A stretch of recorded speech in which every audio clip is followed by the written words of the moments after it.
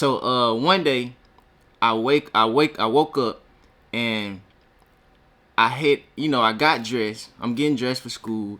So I head downstairs. Now remember I told y'all in the house that we were staying in at the time, everybody used to kick it in the living room. Like all the guys from the neighborhood, they used to kick it in the living room. So I come downstairs and I'm about to, go through the living room to go outside to catch the bus. It's about 6:30 in the morning, 6:30 or something like that. It's super early. You feel me? The sun ain't even really out yet. So I come downstairs and I see like two of the guys sitting downstairs, and it's like they planning. They got a piece of paper, they got a pen and a pencil or something. They drawing up plans. What's moving, everybody? Hey, so look, man, y'all been showing so much love, man. I decided to go ahead and get part 2 out there. You know what I'm saying? Y'all been liking, sharing, subscribing, and everybody spam the comments talking about part 2. So I'm gonna go ahead and give it to y'all. You know what I'm saying? But first, just like every video, I want to thank everybody who been tuning in. If you've been liking, sharing, subscribing, all that, I love you for life. You know what I'm saying? That really helped the channel. But but check it out though. Part 2 of me getting robbed while my mama was upstairs in the shower. So look, check it. Where we left off in the last video, basically, my mama was in the shower. Somebody ran in the house, ransacked the house. She didn't even know somebody was in the house. You know what I'm saying? They basically did it up under her nose. We was gone for like 5 minutes. Came back and everything was gone. Well, it was probably longer than 5 minutes. Let's say about 20, 30 minutes. You know what I mean? It was a trap, so we couldn't be gone too long. You feel me? So, yeah, we was gone for a second, and somebody sneaked their way in and got out ASAP. You know what I'm saying? Nobody even knew. So, when we got back in, like I said, everything was ramshacked. The couch was flipped and everything like that. So, like I told y'all, the guys who got fronted, they conducted a plan, dog. They conducted a plan to rob the Family Dollar down the street. You know what I'm saying? I don't know why they picked Family Dollar, but hey, I'm finna break it down to you. You know what I'm saying? So look, check it out, right? Like I told y'all in the last video, I always went to school. I went to school every day. I was probably the only one in that group of people that used to go to school. You know what I'm saying? Everybody else was just in the street full time. They wake up, go to sleep in the streets, sell drugs or whatever they do. You get what I'm saying? So, and like I said, I did my little dirt too, you feel me? But my mama, she wanted me to stay in school, so that's what I did, you know what I mean? I was actually going to North Spring High School. If anybody familiar with Sandy Springs, Georgia, I went to North Spring High School for about a year almost. A year, maybe 6 to 8 months. I don't even think it was a year. So one day I woke up and I got dressed. I'm getting dressed for school. So I head downstairs. Now remember I told y'all in the house that we were staying in at the time, everybody used to kick it in the living room. Like all the guys from the neighborhood, they used to kick it in the living room. All of them was Crips too, by the way, A-Tray gangsters. So I come downstairs and I'm about to, go through the living room to go outside to catch the bus. It's about 6:30 in the morning, 6:30 or something like that. It's super early. You feel me? The sun ain't even really out yet. So I come downstairs and I see like two of the guys sitting downstairs, and it's like they planning. They got a piece of paper, they got a pen and a pencil or something. They drawing up plans. Like they trying to case something. They trying to case the joint. You feel me? So I look at both of them and I'm like, what y'all got going on? You feel me? It's early. What y'all doing up so early? So they tell me straight up like, hey, bro, we finna take down the Family Dollar. We don't know what else to do. Mind you, this is maybe 2 days after we end up getting robbed. You feel me? So they say they gonna take down the Family Dollar. So I'm like, all right, you know what I'm saying? Like this, I'm new to this. You know what I'm saying? I'm kind of young still too. You feel me? I ain't never been in no robbery. I ain't never, especially not no store. I mean, I done did my little robberies, in the hood, people, things like that, but never a store. I just never thought of getting on no menace to society type stuff. Boys in the Hood, whatever movie that was, you know what I'm saying? That was just a lot for me, you know? You know what I mean? But these guys, they was a little more advanced than I was as far as in that lane, But not to say I was scared or anything like that. I looked at it as dumb. You feel me? Me personally, But so they like, yeah, we writing out the plans and we finna figure out how to basically rob the Family Dollar. Now, the Family Dollar is literally behind the complex that we staying in. You feel me? Not only that, the Family Dollar is in a plaza. Not only that, the Family Dollar, the whole front of the Family Dollar is transparent. It's just made of glass. You know what I'm saying? So if you running Family Dollar, like, it don't take nothing but for somebody to roll past, and they gonna see everything. So I'm like, all right, well, good luck with that. You know what I'm saying? I'm really not even believing them for real. I'm just thinking, they feeling like they in a bind. They just brainstorming. But nah, these guys was really writing down plans, like how to get in. I think they even drew up the Family Dollar. You know what I mean? Like they were really on some burglary type stuff. You feel me? So I went on ahead and went to school. And, I conducted my day as normal. I come back out of school. When I get back to the house, these guys is sitting in the same position. They sitting in the same place, in the same chair and everything, right? So I'm looking at them. These folk might have been counting up $203.57. You know what I'm saying? They counting it up on the table. They spreading it out. They act like they trying to make it more. You know what I'm saying? So I'm like, what y'all got going on? You feel me? Man, they done took the Family Dollar down, bruh. They done went into Family Dollar. They done went into Family Dollar, and it was so messy, bruh. The way they explained it was so messy. One of them went into Family Dollar like they was about to go shopping. And as soon as, and they went early, the earlier you go, I guess, they setting up, they more vulnerable, less people coming in, you know what I'm saying? You got a better chance of getting to the safe, basically. So, they went in to the Family Dollar, bro. And one of them went in, act like he was a shopper, you know what I'm saying? So when he got into the line, like he was about to buy something, the other one ran in. When the other one ran in, he just drew down. I'm talking about a big old pump. You feel me? Now that I think about it, they could have sold that pump and got more money for what they robbed the Family Dollar for. You know what I'm saying? But we young, so I guess folks weren't thinking like that. And me personally, back then I would have rather. I wasn't gonna I wouldn't have sold my gun either.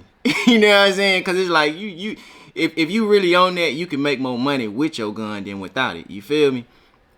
But that's another story, you know what I'm saying? But check it. So they running there.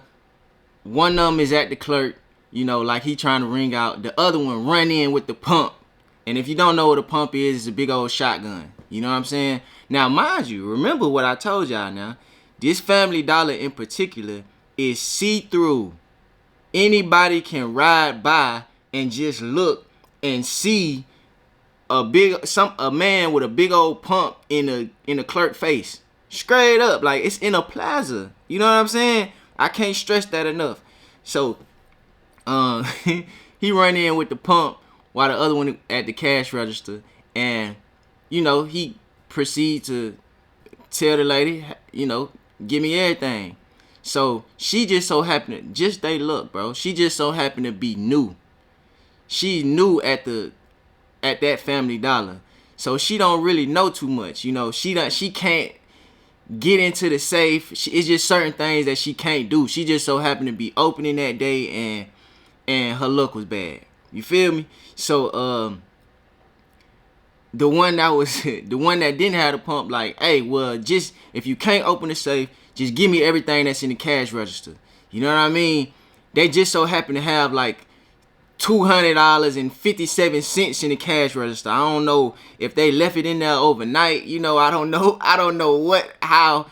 I don't know. You know what I'm saying? But they ended up taking that little $200.50 and they got up out of there scot free. You know what I'm saying? They got up out of there. They ran through the cut. They got back to the complex. So, so like I said, that's when I came home and I seen them with the little money. They spreading it out. They like, this ain't enough. You know what I'm saying? This is not enough. Clearly, you know, after getting 8 pounds of marijuana stole from you, 200. Well, it was some mid. So, you know, mid back then was probably like $1,000 a pound or something like that. You know, I don't really remember. But clearly $200 ain't enough. It's only a fraction of what they owe. You get what I'm saying? So, man, I'm sitting there like, well, what y'all gonna do? You feel me? And these fools say they gonna try again. Their luck just wasn't the best the first time. They gonna try it again. And I think either the next day or like 2 mornings after. You know what I'm saying? So I'm like, all right, fool, good luck with that. You know what I'm saying? Like, I don't want to be involved. You know, this ain't really my thing. Robbing stores, like, that ain't, you know what I'm saying? Nah, you know what I mean? I'm selling me a little bit of weed. I might rob a man, you know what I'm saying? But I'm not running in no store. You feel me? Like, that like Fed time or something. I don't know. You know, that's too much for me. So the next day, they was sitting. You know, I'm getting ready for school. I go downstairs, same situation, right? They sitting, they plotting, they trying to figure out, you know, how they could do better this time. Mind you, it's like 6:30 in the morning or something. You know what I'm saying? So so this time I think they might have sent the little chick in the store, right? Sent the little chick in the store just to really case the store. You know, see the ins and the outs, you know, see who might be working, seeing about the safe and all that like that when they, you know, when they having, you know, more money in the cash register, things like that. Literally, this like the next day or like the next 2 days. So, they sent the chick in there, you know, she did her due diligence, came back out, and I get out of school and, you know, I come in the living room. They didn't rob the Family Dollar again. You know what I'm saying? Not yet, at least. You know what I'm saying? When I got out of school, some new information had came through the trap. You feel me? Now, basically, a chick that the plug was messing with, the plug was actually pillow talking to her. You know? He didn't really just tell her all his business, but he showed her things and he hinted to certain things that sounded kind of fishy. Now, mind you, these guys hood, right? So they know everybody. They get all the information that come through and everything like that. So the chick reported straight back to the trap. You know, she came back to the hood and she like, yeah, you know, the guy that fronted y'all, you know, he talking kind of funny. You know what I'm saying? On top of that, you know, he having a little more money than, you know, he usually have. He got a little more dope than he usually have. You know, he in a better mood. You know what I'm saying? It's a lot of stuff. And it's like, for him to have just lost 8 bags, it's like, you moving a little weird, right? So, check it. This where it get deep. Remember I told y'all that everybody, you know, in that little hood was A-Tray gangsters. So it just so happened to be one guy from Rolling 60s that was that lived down there, and he was from Cali. Now, mind you, back then we didn't really know too much about the beef between the A-Trays and the Rolling 60s. This was years ago. You know what I'm saying? We young, we just getting into stuff. We don't really too much know about the history like we should, right? So he used to hang around, and he was actually the cousin of the plug, right? The Rolling 60s guy.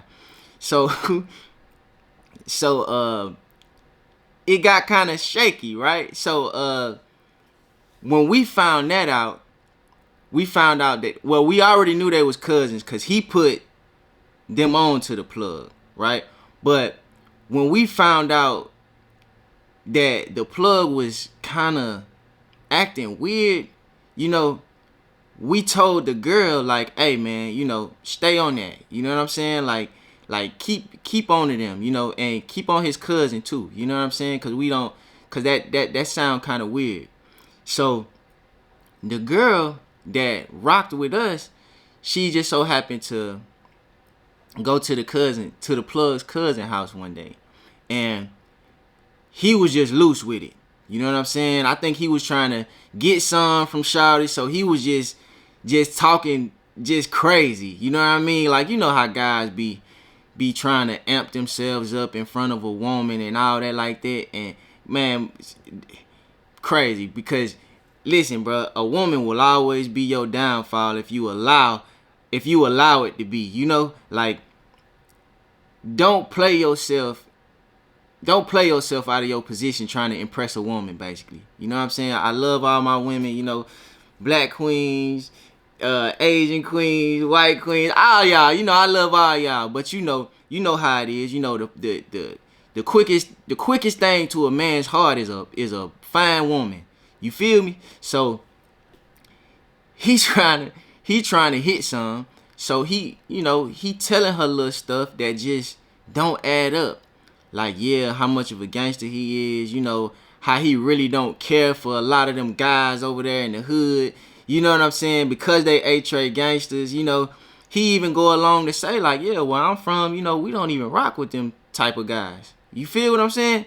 So, of course, she bring this information back. You know, and she could have been pillow talking both ways. Who knows? Well, yeah, I think she was, because I'm going to get to that. So she bring that information back, and now, mind you, she bring this information back, and they plotting on robbing the Family Dollar a second time. You know what I'm saying? She interrupt they little planning and bring that info back, and she like, yeah, bro, I think it was a setup. Basically, the plug's cousin told him about y'all. Told the plug about y'all. You know, he don't really rock with y'all, so she felt like the cousin set y'all up, basically. Because the cousin introduced the plug to these A-Trade gangsters. You know what I'm saying? He don't really like any of them, you know, in particular.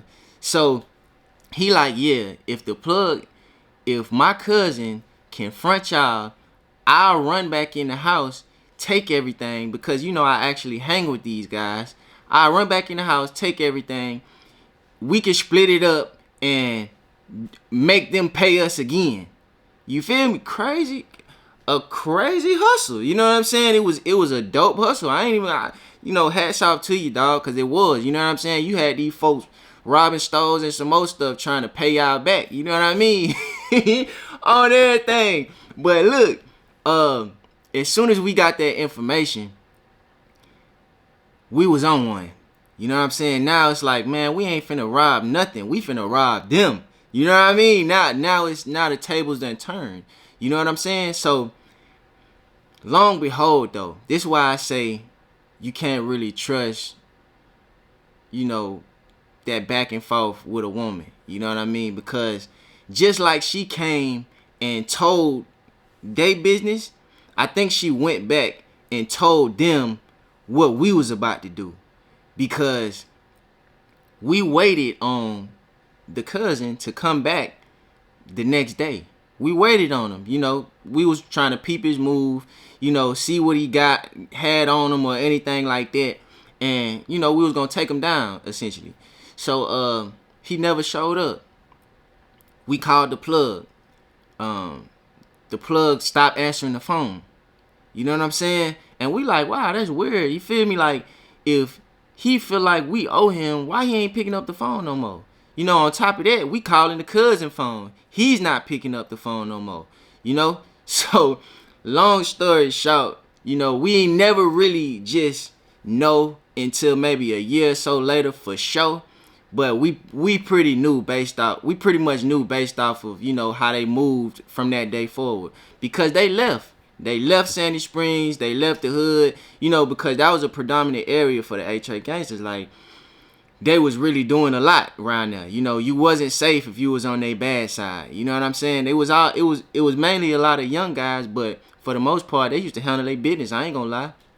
You know, you could probably trick them into certain things because they was young, but for the most part, they was on some real gangster business. You know, so long story short, man, we didn't hear back from the cousin or the plug no more. Come to find out, the cousin, or who knows, this just word on the street. The cousin moved back to California, and the plug, we don't know where he went. You know what I'm saying?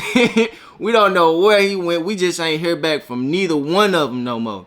But we ended up finding out what happened for sure, because maybe a year or two later, the cousin of the cousin, you know, kept it gangster with us and was like, yeah, you know, he did that. You feel me? I guess he felt like it died down so they could keep it gangster, you know what I'm saying? And plus, everybody wasn't tripping no more. It was a year or two later, you know.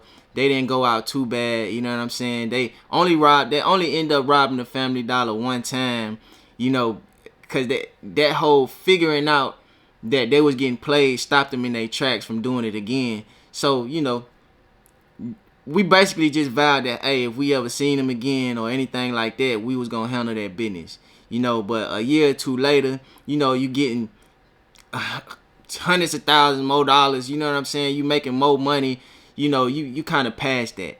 But yeah, we found out maybe a year or two later. We never seen, still to this day, I ain't seen neither one of them, the plug or his cousin. You know what I'm saying? I guess they really did, or the cousin did really go back to California. I don't know where the plug was from, but yeah, they got off scot-free with that one, and they almost got away with double. You know what I'm saying? Hey, but look, that's part 2 for y'all, man. You know, like, share, subscribe. You know I'm gonna hit y'all back with another one. I ain't want to keep y'all waiting too long. Y'all showed so much love on that last video. You know what I'm saying? But the more love y'all show me, the more love I'm gonna show y'all. You feel me? Hey, tap in. 100.